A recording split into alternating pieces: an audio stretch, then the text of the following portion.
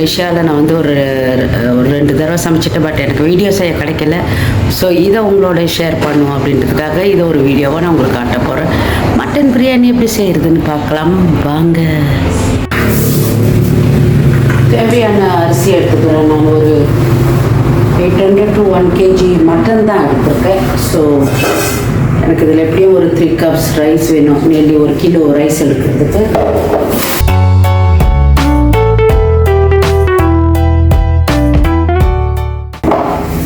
நல்ல long கிரெயினான basmati rice எடுத்துருக்கேன்.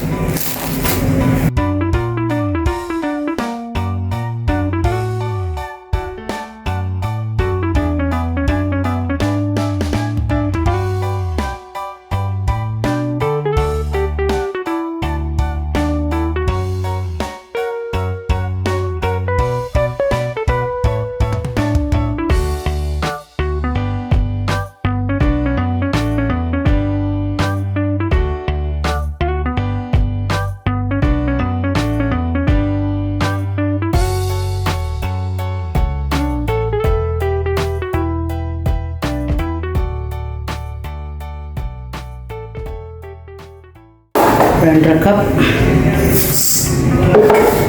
என்ன பொருள் என்னென்னு காட்டிடுறேன். பாஸ்மதி அரிசி கிட்டத்தட்ட 1 கிலோ அரிசி, இஞ்சி பூண்டு அரைச்சி வச்சுருக்கோம். 2 மீடியம் ஒரு அளவுக்கு மீடியம் டு லார்ஜ் சைஸு தக்காளி பழம் வெட்டி வச்சுருக்கேன். 3 மீடியம் சைஸ் வெங்காயம் நீல வாக்கில் வெட்டி வச்சுருக்கேன்.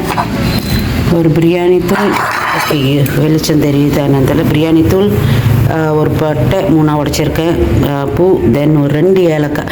இது நான் அரிசியில் போட்டு அவிக்கிறப்போ பாய்க்கிறதுக்கு. ஒரு பிடி கொத்தமல்லி, ஒரு பிடி புதினா, ஒரு 6-7 பச்சை மிளகா எடுத்து வச்சுருக்கோம் உரப்புக்கு. கம்பல்சரி தேவை தயிர் ரொம்ப வெளிச்சமாக இருக்குங்க வெயில். தயிர், இது நெய், பிரியாணி மசாலா, இது மட்டன் இறைச்சி இருக்குது. நெல்லி 800 to 1 கிலோ கிட்ட இருக்குது. எலும்பு கலந்தது இறைச்சி. இது வந்து சுத்தமாக கழுவி மஞ்சள் தூள் போட்டு கழுவி எடுத்து வச்சுருக்கேன். எப்போ போல் சமையலுக்கு எண்ணெய், அப்புறம் உப்பு டேஸ்ட்டுக்கு, அவ்வளோதான். இவ்வளோதான் நான் போட போகிறது. மட்டன் வேகிறதுக்கு டைம் எடுக்கும், அதனால நான் அரிசி இப்போ ஊற போட போகிறதில்ல. எனக்கு அரிசி ஒரு 1/2 hour to 40 minutes ஊறினா போதும். ஸோ மட்டன் வேகிறதுக்கு டைம் எடுக்கும். ஸோ அது வெந்துக்கிட்டு இருக்க இடக்கட்டத்தில் நான் அரிசியை ஊற போட்டுக்க போகிறேன். முதல்ல பிரியாணிக்கு எப்பவுமே வந்து பொரிச்ச வெங்காயம் நல்லா டேஸ்ட்டு கொடுக்கும். ஸோ நான் வெங்காயத்தை பொரிச்சு எடுத்துக்கிறேன். தீயக்கூடாது, பட் நல்லா கோல்டன் கலராக கிறிஸ்பியாக வரும். ஸோ அப்போ நீங்கள் வந்து அடுப்பில் வச்சு பெரிய நெருப்பாக வைக்காமல் ஒரு மீடியம் ஃப்ளேமில் வச்சு தான் பொறுமையாக வந்து அதை ஃப்ரை பண்ணி எடுக்கணும். சட்டி சூடாகிடுச்சு. அப்படியே நல்லா பிரேக் பண்ணி போட்டு ஒரு பீஸாக கலந்து வர்ற மாதிரி.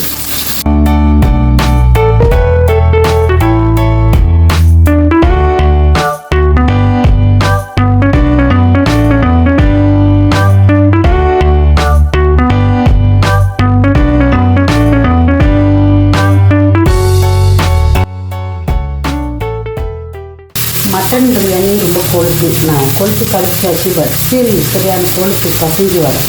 அதனால நான் வெங்காயம் வந்து ரொம்ப இது வறுத்த எண்ணெயிலே தான் நான் வந்து பிரியாணி செய்வேன். அதனால் ரொம்ப எண்ணெய் ஊற்றினாலும் வேஸ்ட்டாக போகும். அதனால் அளவான எண்ணெய் ஊற்றி தான் நான் அதை பொறுமையாக ஃப்ரை பண்ணி வச்சுக்கிறேன்.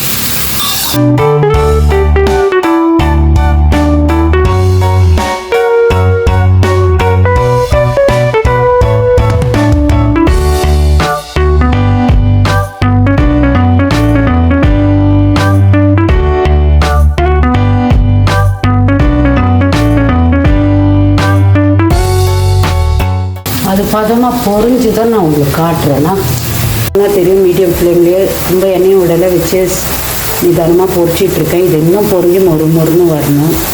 பார்த்தீங்கன்னா பொரிஞ்சிக்கிட்டு இருந்ததில் கொஞ்சம் நான் எடுத்து வச்சுட்டேன். ஏன்னா நான் அந்த மட்டன் கிரேவி செய்கிறதுக்கு வேணும். நான் தனியாக வெங்காயம் எடுத்து வைக்கல, தனியாக வதக்கிறதுக்கு 1 ஷாட்டாக போட்டுட்டு இந்த பதத்தில் நான் எடுத்துட்டேன். இதை வந்து திரும்ப சட்டியில் போட்டு இஞ்சி பூண்டு பேஸ்ட்டு போட்டு நான் மட்டனுக்கு யூஸ் பண்ண போகிறேன். பார்த்திங்கன்னா பொரிச்சு எடுத்து ஒரு கிச்சன் டவலில் போட்டிருக்கேன் எண்ணெய் இழுக்கிறதுக்கு. இது ஆற நல்ல மொறுன்னு வந்துடும். ஓகே, இந்த பதத்தில் நடத்துட்டேன். பொரிச்ச மிச்ச எண்ணெய் இதுலேயே நான் அந்த பாதி நிலையில் பொரிச்ச வெங்காயத்தை இஞ்சி பூண்டு பேஸ்ட் போட்டு நான் கிரேவி வைக்க போகிறேன். பாதி நிலையில் வதக்கியிருந்த வெங்காயம்,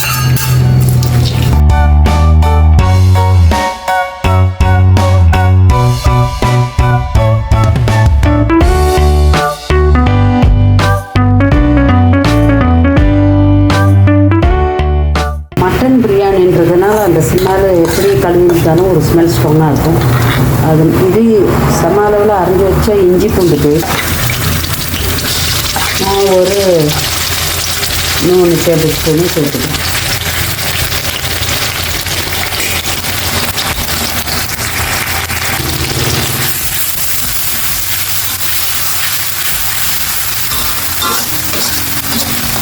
நீங்கள் விருப்பப்பட்ட இதில் பட்டை, கிராம்பு, ஏலக்காய் பிரியாணிக்குள்ளே அதை சேர்த்துக்கலாம்.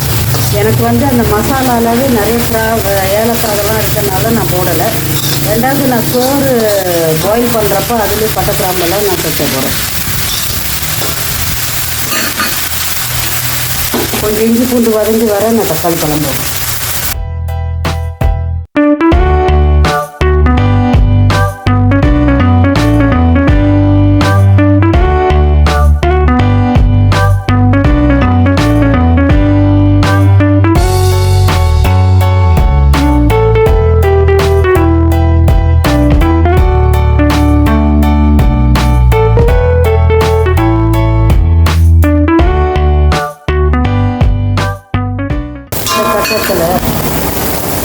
நறுக்கி வச்சிருந்த கொத்தமல்லி புதினால ஒரு துண்டு போட்டு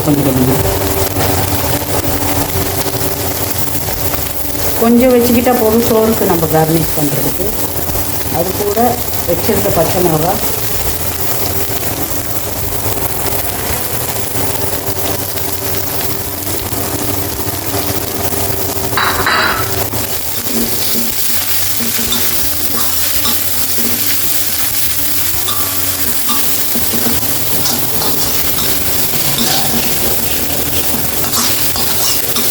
இது ஃபுல்லாகவே எண்ணெயில் பொரிச்சு அந்த வெங்காயம் போட்டு எண்ணெயில் தான் வதங்கிட்டு இருக்கேன். நான் நெய் சேர்த்துக்கிறேன்.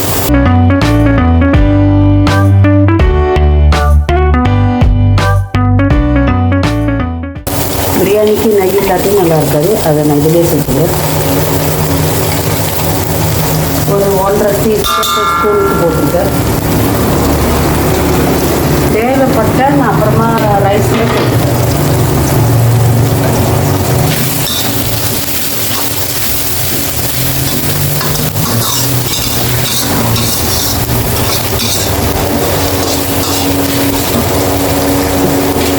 வெட்டி வச்ச தக்காளி பழம்,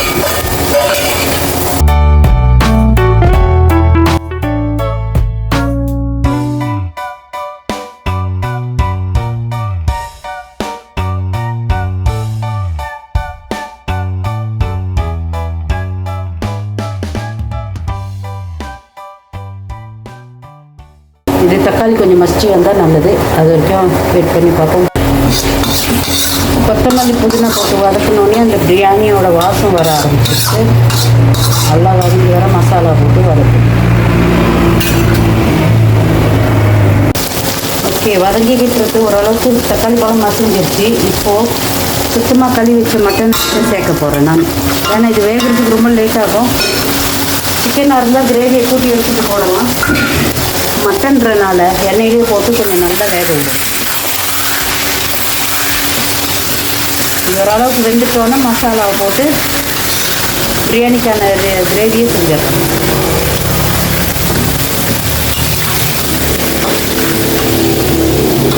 பிரியாணின்றதுனால நல்லா பெரிய பெரிய பீஸாக தான் போட்டிருக்கோம். ஸோ வேகிறதுக்கே ரொம்ப லேட் ஆகும்.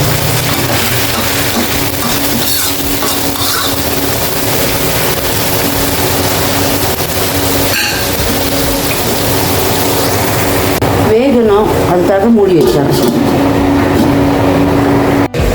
ஓகே, மட்டன் ஒரு பக்கம் வெந்துக்கிட்டு இருக்கு. அரிசியாக கழுவிடுவேன்.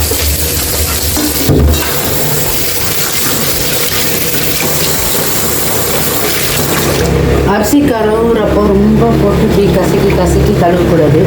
ஏன்னா அரிசி சோறு உடஞ்சிரும். அதனால சும்மா இது நான் ஜென்டலாக இது பண்ணிங்கன்னா ஓகே. நான் நிறையா பேருக்குமே பிரியாணி செய்ய தெரியும். பட் இருந்தாலும் காட்டுவோமே, தெரியாதவங்க கற்றுப்பீங்க தானே. நான் எப்பயுமே மட்டன் பிரியாணி செய்ய மாட்டேன். ஏன்னாக்கா நான் மட்டன் சாப்பிட மாட்டேன். ஈவன் அந்த வெறும் சோறு கூட நான் சாப்பிட மாட்டேன். ஏன்னா அதில் அந்த மட்டனோட ஸ்மெல் இருக்கும். அதனால் எப்பயுமே சிக்கன் பிரியாணி தான். நான் இதுதான் ஃபர்ஸ்ட் டைம் மட்டன் பிரியாணி செய்வேன். சேம் மெத்தடாக மட்டன் சிக்கன் பிரியாணி வித்தியாசம் கிடையாது. ஒன்லி குக்கிங் டைம் தான் வித்தியாசம். ஏன்னா இது மட்டனுக்கு ரொம்ப டைம் இருக்கும். அன்லஸ் நீங்கள் ப்ரெஷர் குக்கரில் போட்டு வேக வச்சு எடுத்து நீங்கள் சேர்க்குறதுனா ஓகே. அது வந்து டேஸ்ட்டு கொஞ்சம் கம்மியாக இருக்கும். ப்ரெஷர் குக்கர் ஆகிடணும். ப்ரெஷர் குக்கர் என்னட்டு பெரிய பானை தான் இருக்குது. இறச்சி கொஞ்சம் தான் அதனால நான் போட்டு வேக வச்சு போட்டேன். ஓகே, தண்ணி சுத்தமாக வந்துருச்சு. இப்போது அதை ஊற வச்சிடும், போட்டு மூடி வச்சிடும். பார்த்தீங்கன்னா மட்டன்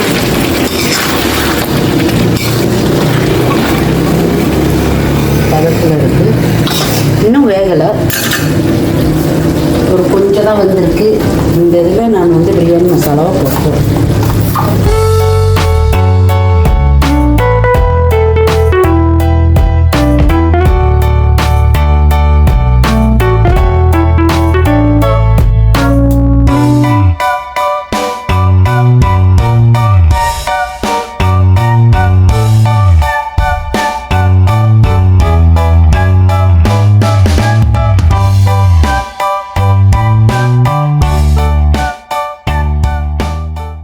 வாசம், ஏலக்காய் வாசம் அது இதுன்னு அந்த மாதிரி இருக்குது.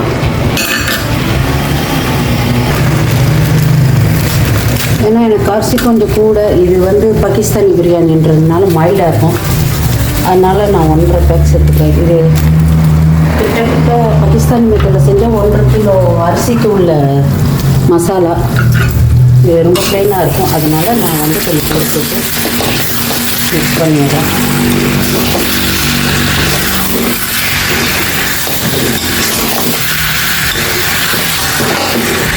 இப்போது இது வேகிறதுக்கு நமக்கு கிரேவிக்கு தேவையான அளவு தண்ணி விட்டுக்கும். அரிசி நிறையா இருக்குல்ல, 2வது மட்டன் வேகணும். அதுக்கு தேவையான அளவுக்கு தண்ணி விட்டு வேக விடுப்பேன்.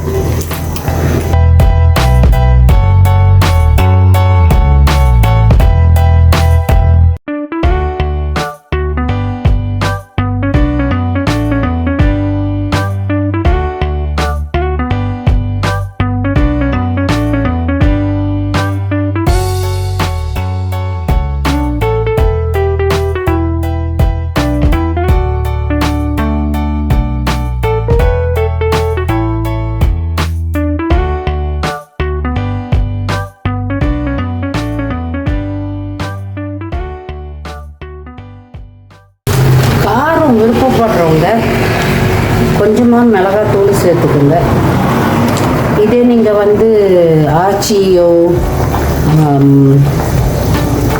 இன்னொரு இந்தியன் மசாலா இருக்குது, அது போட்டிங்கன்னா உங்களுக்கு பெருசாக மிளகா தேவைப்படாது. உரப்பு அது எடுத்து கொஞ்சம் நம்ம ஸ்டைலில் காரமாக இருக்கும். ஓரளவுக்கு இருக்கும். இது பாகிஸ்தானியோடனால இருக்காது. ஆனாலும் மேற்கொண்டு நான் ஒரு டேபிள் ஸ்பூன் அளவுக்கு பெரும் மிளகாத்தூள் சேர்க்குறேன். இது வந்து எனக்கு வந்து எக்ஸ்ட்ரா ஹாட், அதனால் கொஞ்சம் சரி. இதுக்கிட்ட 1.5 டேபிள் ஸ்பூன் போட்டுருக்கேன் நான். உங்கள் காரத்துக்கு ஏற்ப நீங்கள் வந்து யூஸ் பண்ணிக்கோங்க. இதில் இப்போது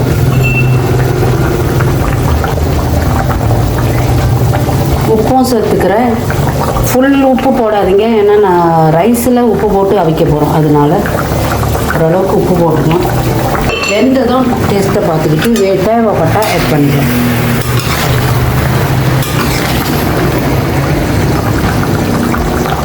இப்போ இது நல்லா வெந்து வரணும். மீட்டு நல்லா சொத்தாகி வரணும்.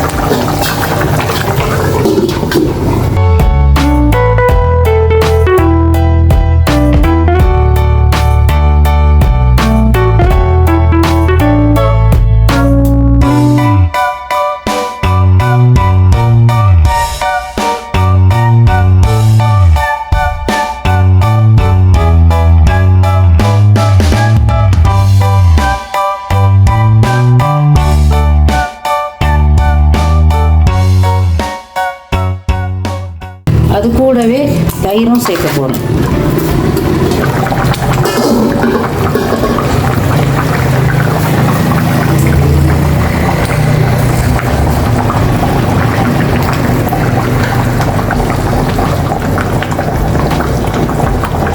தயிர் நான் கணக்காக சேர்க்கல, ஏன்னா தக்காளி பழமே கூட போட்டிருக்கேன். அளவுக்கு மீறி குடிக்க ஆரம்பிச்சிடும்.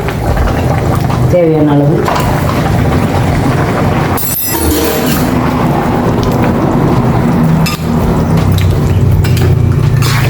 தயிரை முதல்ல சேர்த்து வதக்கி இருக்கணும். நான் ஃப்ரிட்ஜில் இங்கே வெயில் அளவுக்கு மீறி இருக்குது, என்னென்ன தேவைன்றதை காட்டிட்டு தயிரை நான் ஃப்ரிட்ஜில் வச்சுட்டேன். அதனால் அதை முதல்ல நான் போட மறந்துட்டேன். என்ன குக்கிங் வீடியோ காட்டுறேன்னு நினச்சிக்காதீங்க. வெயில் அளவுக்கு மீறி இருக்கனால ஞாபக சக்தியும் குறைஞ்சி போச்சு.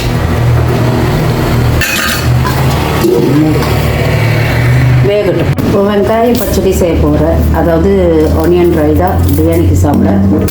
நான் சாப்பிட மாட்டேன், மற்றவங்க விரும்பி சாப்பிடுவாங்க. அதனால சும்மா கொஞ்சமாக தான் செய்கிறேன். ஹஸ்பண்டும் சாப்பிட மாட்டாங்க.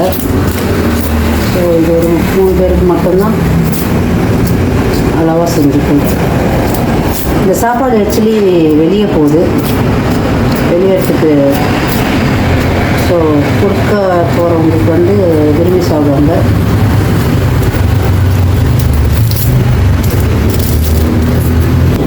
ஓகே, ரைதாக்கு சுத்தமாக வெங்காயத்தை கழுவிட்டு மெலிசாக நல்லா நீல வாக்கில் வெட்டிக்கலாம்.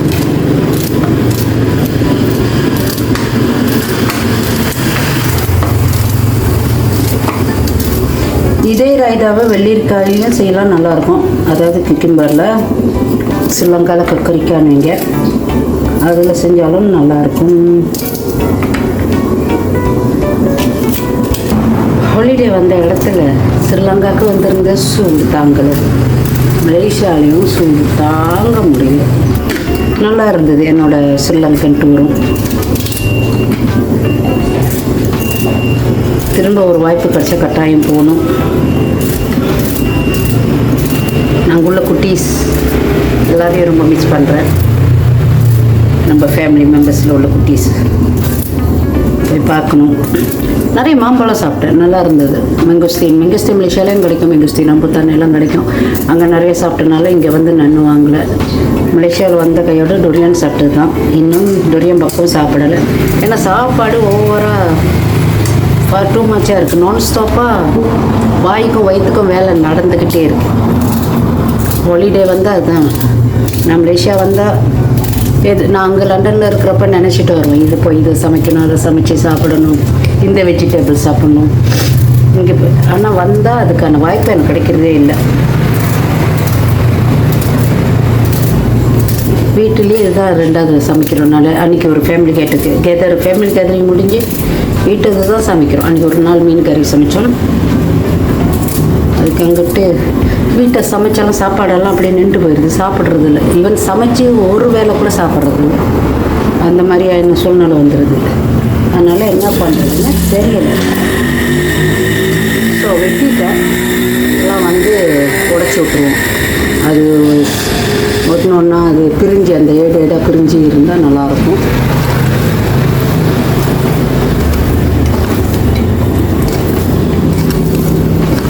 நல்ல வெயில் காலம் ரொம்ப நல்லது. பட் நான் வெங்காயம் சாப்பிட்றதில்ல. தயிருமே ரோவாக சாப்பிட மாட்டேன். கறியில் சமைச்சா உண்டு, இல்லை ஃப்ரூட் யோகர்ட்டாக இருந்தால் சாப்பிடுவேன்.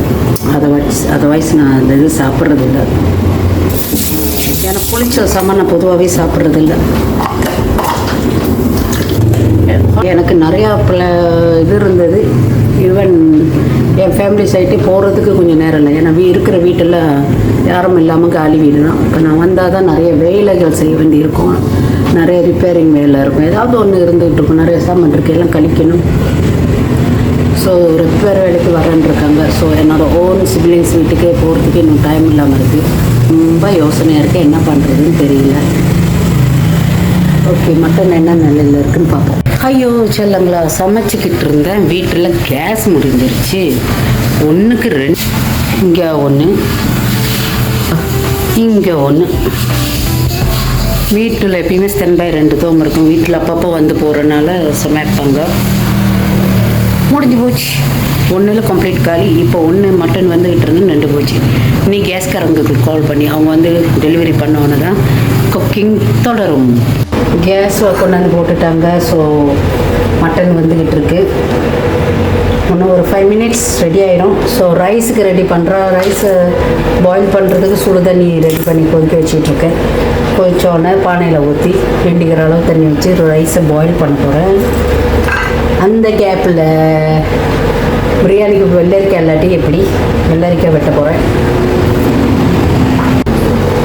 பிரியாணிக்கு தேவையான முட்டையும் அவிச்சு ரெடி பண்ணிட்டேன் முதல்லையே. ஸோ ஒன்றும் வந்து பிரியாணிக்கு தேவையான முந்திரி பருப்பை வறுத்துட்டேன்னா போதும், சோறு ரெடி பண்ணிடலாம்.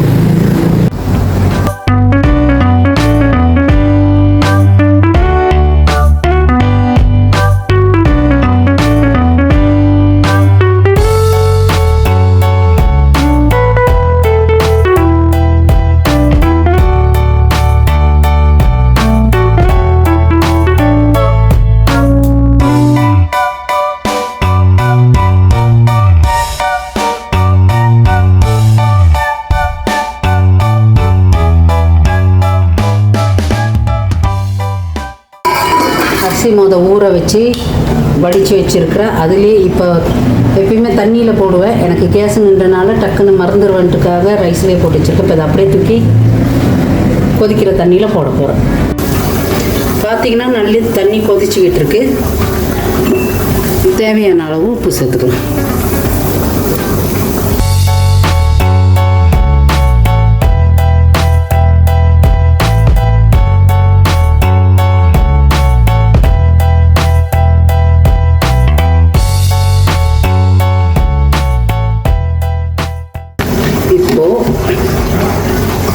கறியிலையும் உப்பு போட்டிருக்கேன். பட் கட்டாயம் ரைஸுக்கு தேவை. ரைஸில் போட்ட உப்பு வந்து இந்த தண்ணியை நீங்கள் குடிச்சு பார்த்தீங்கன்னா ஒரு என்ன சொல்லுவாங்க, ஒரு இது வந்து தூக்கலாக இருக்கணும். கொஞ்சம் வந்து உங்கள் தொண்டையில் வந்து கொஞ்சம் அந்த உப்பு பிடிக்கணும். அப்போ தான் அந்த சோறுக்கு வந்து உப்பு சரியாக இருக்கும்.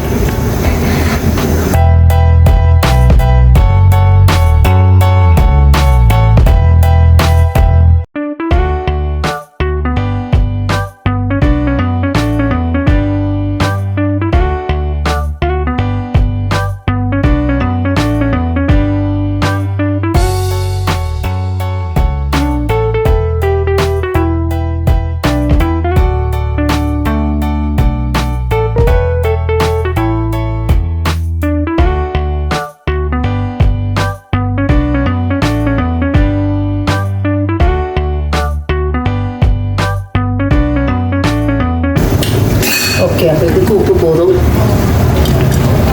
இப்போ சோறு அதில் போட்டோம்.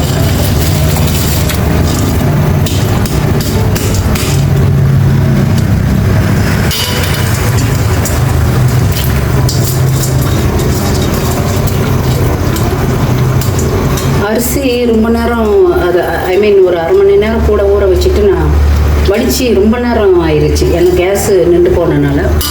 அதனால் கேர்ஃபுல்லாக பார்த்து டக்குன்னு இது பண்ணணும். ரொம்பவும் போட்டு கிண்டக்கூடாது, அரிசி உடஞ்சிரும்.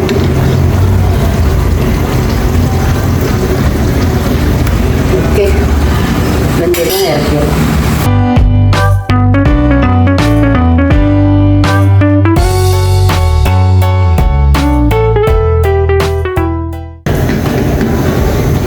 அரிசி சீக்கிரம் வந்துடும். பார்த்துங்க, ஒரு 70 to 80% வந்தால் போதும்.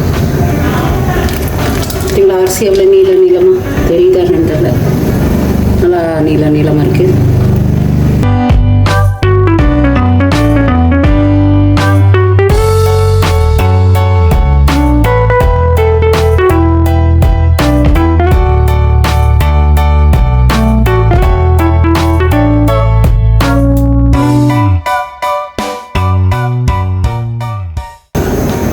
அரிசி வேகிற கட்டத்தில் வந்துருச்சு. உள்ளுக்கு உடச்சி பார்த்தாக்கா ஒரு நூல் மாதிரியான உள்ளுக்கு அந்த வேகாதது வந்து உள்பகுதி வந்து ஒரு நூல் லெவலுக்கு இருக்கணும். இது என்ன வீடியோவில் காட்டுறது உங்களுக்கு ரொம்ப சின்னதாக இருக்குது, தெரியாது. தெரியுதான்னு தெரியலையே. அந்த பதத்தில் இருந்தால் ஈஸியாக இருக்கும், சோறு நல்லா வரும். ஸோ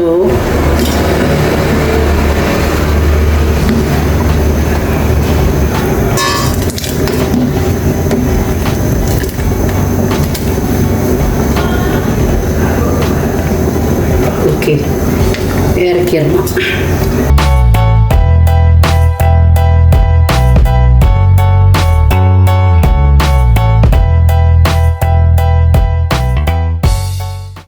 நான் இந்த தண்ணியை வேஸ்ட் பண்ண போகிறதில்ல, ஏன்னா வந்து ரைஸை டம் பட்டுறதுக்கு இந்த தண்ணியை தான் மேலே வச்சு இது பண்ண போகிறேன்.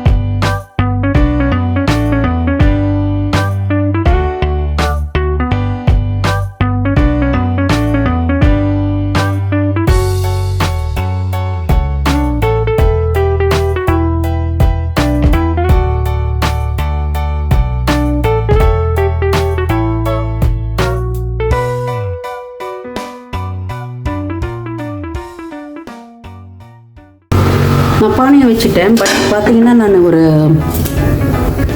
இரும்பு வச்சுருக்கேன், பழைய தோசைக்கல் எதுவும் இருந்தால் வச்சுக்கோங்க. அடுப்புமே ரொம்ப மெதுவாக தான் வச்சுருக்கேன், ரொம்ப சிம்மில் இருக்குது, சோறு அடி பிடிக்காமல் இருக்க. இந்த கல்லை வச்சோம்னா சோறு வந்து அடியில் அடி பிடிக்காது, இந்த ஹீட் மட்டும்தான் ஏறும். ஸோ இட்ஸ் பெட்டர் அந்த மாதிரி நீங்கள் வைக்கிறது. ஓகே, இப்போது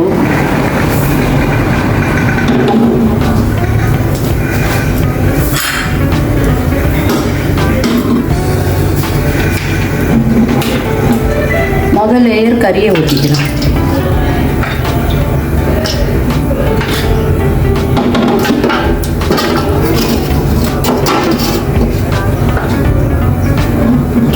கொஞ்சமாக ஊற்றிக்கிட்டு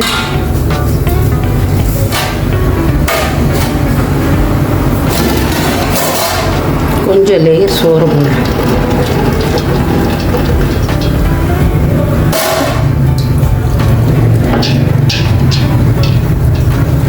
ஒரு கிலோ அப்படின்றனால எனக்கு 1 கிலோ பிரியாணி போடுற அளவுக்கு பானை இல்லை. ஒன்று ரொம்ப பெருசாக இருக்குது, இல்லைன்னா ரொம்ப சின்னதாக இருக்குது. இதுதான் ஏதோ ஒரு அளவுக்கு இருக்குது, அதனால் இதை நான் போடுறேன். இறைச்சியெல்லாம் ஒரு ஓரமாக போட்டுறேன். ஆனால் இது கோழி இறைச்சா இருந்தால் நம்ம ஓரமாக போடலாம் ஆக்சுவலி, ஏன்னா கோழி நம்ம கிண்டி எடுக்கிறப்போ உடஞ்சிரும். பட் ஆட்டரிச்சிக்கு அந்த பிரச்சனை இல்லை.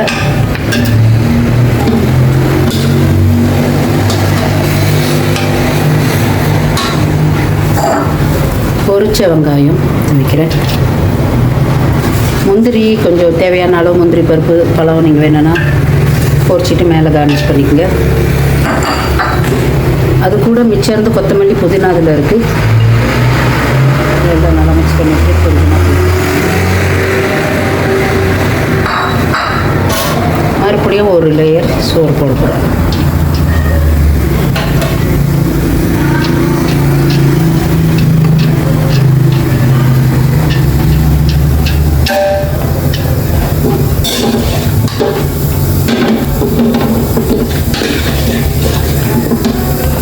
மேலே இருக்கு நான் இறைச்சி வைக்க போகிறதில்ல, அதனால் இருக்கிற இறைச்சி துண்டெல்லாம் நான் இதுலேயே வச்சிடலாம்.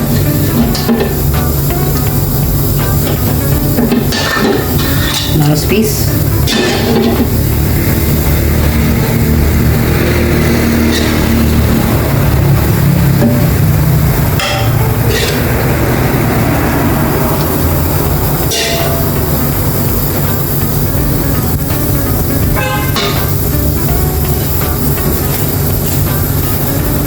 மறுபடியும் வெங்காயம்,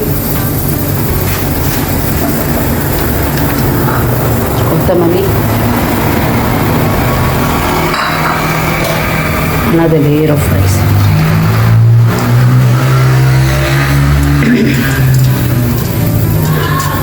ஒரு காலத்தில் எனக்கு பிரியாணி செய்கிறதுனா அது ஒரு பெரிய வேலை மாதிரி. இப்போது கொஞ்சம் செய்ய செய்ய செய்ய ஏதோ ஓரளவுக்கு சீக்கிரமாக வேலை ஆகுது.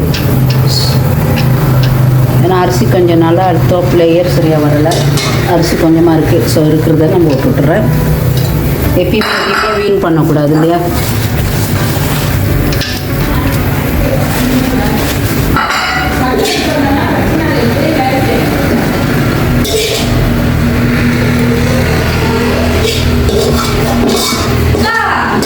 Gravy done. அவ்வளோதான், முடிஞ்சது. கம்ப்ளீட்டாக ஆச்சு கிரேவி எல்லாம்.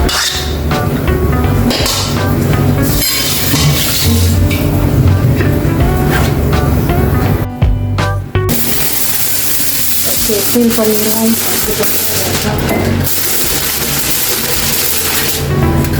வேணா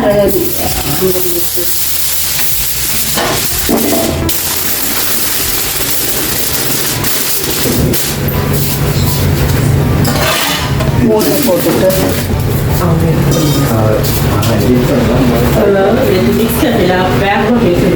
இது வச்சு விட்டுருவோம். ஒரு 10 மினிட்ஸ் சிம்மிலேயே டம் ஆகட்டும். பிரியாணி ரெடி ஆனாலும் பார்ப்போம். இருந்த திடீர்னு மழை, என்ன மழை, சூடு தாங்கலைன்னு அந்த கடவுளுக்கே பொறுக்கல. எனக்கு நல்லா குழுன்னு வெதரை கொடுத்துட்டேன். பார்க்குறேன் என்ன மழை.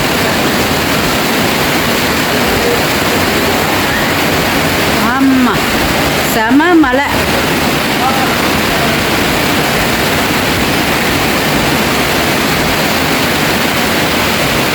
கேமராவுக்கு தெரியுதான்னு தெரியல பாருங்க.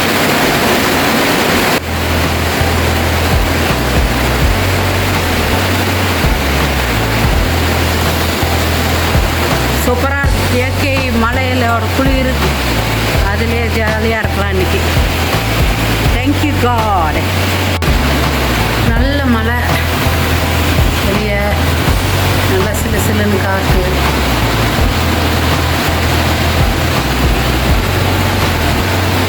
சுட சுட பிரியாணி டம் ஆகிக்கிட்டு இருக்கு. இதில் என்ன துக்கம் சொல்லுங்கள்? நான் சாப்பிட முடியாது. நான் மட்டன் சாப்பிடாதனால சாப்பிட மாட்டேன். இதை சாப்பிட்றவங்க கொடுத்து வச்சவங்க. இந்த அடிக்கிற மலைக்கு சுட சுட மட்டன் பிரியாணி.